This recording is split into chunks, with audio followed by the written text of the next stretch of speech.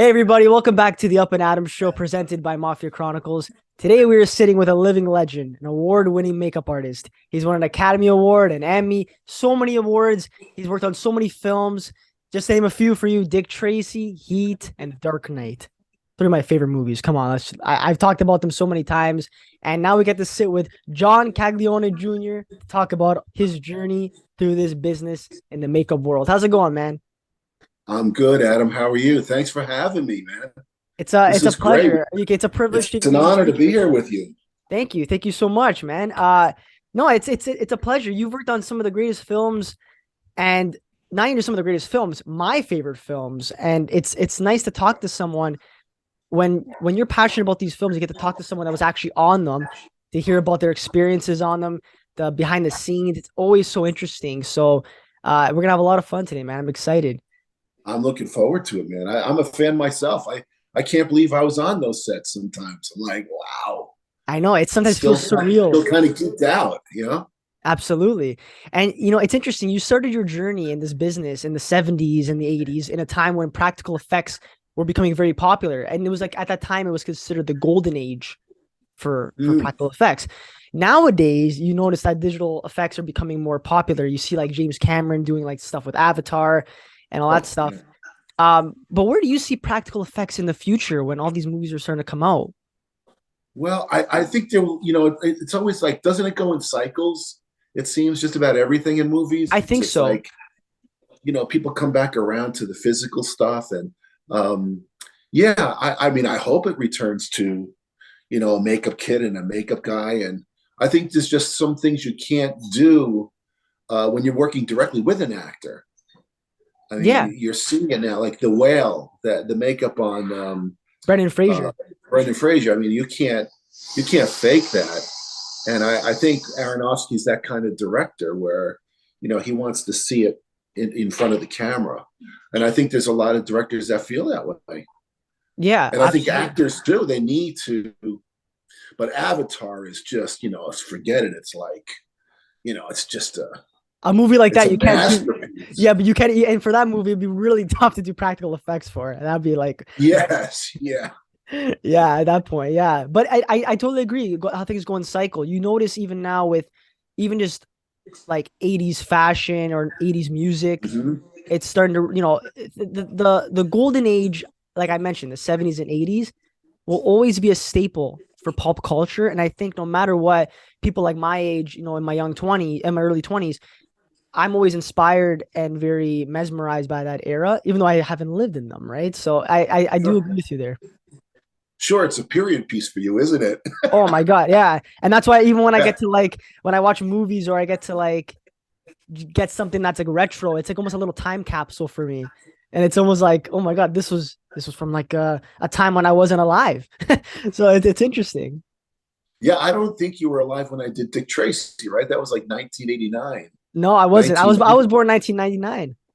Oh, 99. Yeah, sure. So, Hey, at least I caught the little tail end of the 90s. So, but listen, man, it's always what you're talking about is what old is new again. And that's just repeats in everything. It's like it just cycles through our industry hmm and just in life in general, man, doesn't it? I mean, it's like, yeah, you know, it's interesting, man. And you also got to work with the legendary Dick Smith, who, for people who don't yes. know, worked on The Godfather, Taxi Driver, The Exorcist, and many more. He was a mentor to you, which I read about. What were some Yeah. things you learned about him that you can pass on to other aspiring makeup artists? Oh my gosh. Well, just, he was very the one thing that I really got from him, besides, no one could even match his artwork at hmm all. I mean, it's an inspiration just looking at his work. But the takeaway for me with Dick Smith and knowing him was just the generosity that he just gave to other people. And I think for Dick, it was using that generosity just to connect with other human beings.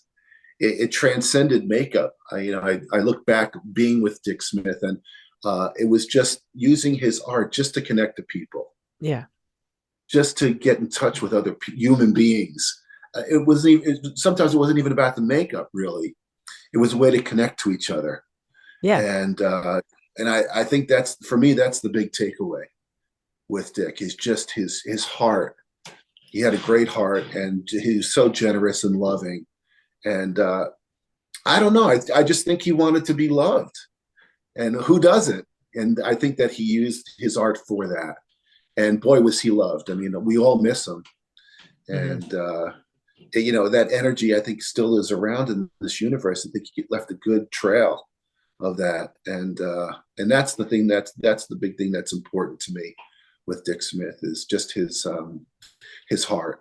And I think it shows in his work. There's like, and this is might sound too geeky about Dick Smith, and forgive me, but I love him, and I wouldn't be here if it weren't for him.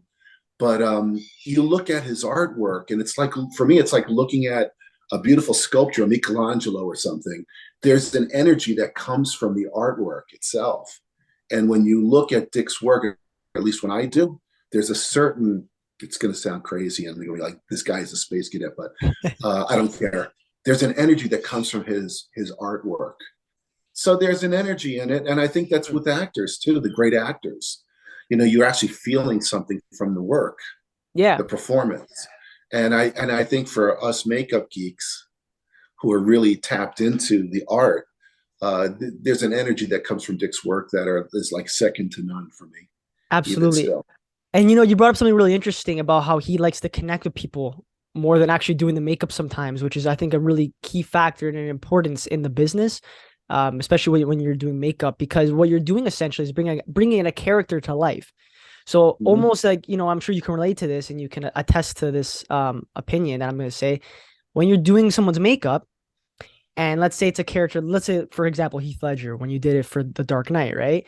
When you get to know somebody like that and you get to hear how they're gonna make that character come alive, it's almost as if like you get an inspiration to say, okay, if you're gonna do that, then maybe I should do this for your makeup. I should do this, and like that way it'll complement what you're gonna do on screen. So it's almost of a collaborative effort at that point too.